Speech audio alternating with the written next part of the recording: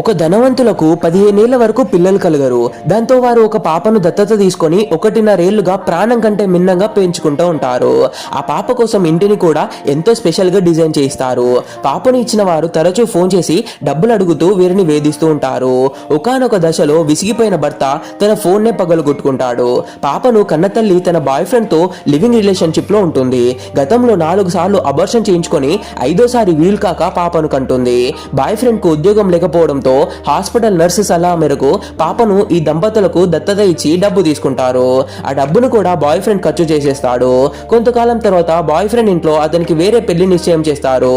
ఆ పెళ్లి ఆపడానికి తనకు పుట్టిన బిడ్డను చూపిస్తేనే అతని ఇంట్లో ఒప్పుకుంటారని భావించి ఆ తల్లి ఒక టీవీ షో ద్వారా తన బిడ్డను తిరిగి కావాలని క్లెయిమ్ చేస్తుంది.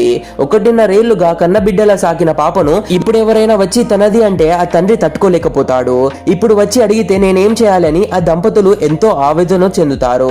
మీరు చెప్పండి, కన్నవారి కంటే పెంచిన వారి ప్రేమ గొప్పదా లేక రక్త సంబంధం గొప్పదా?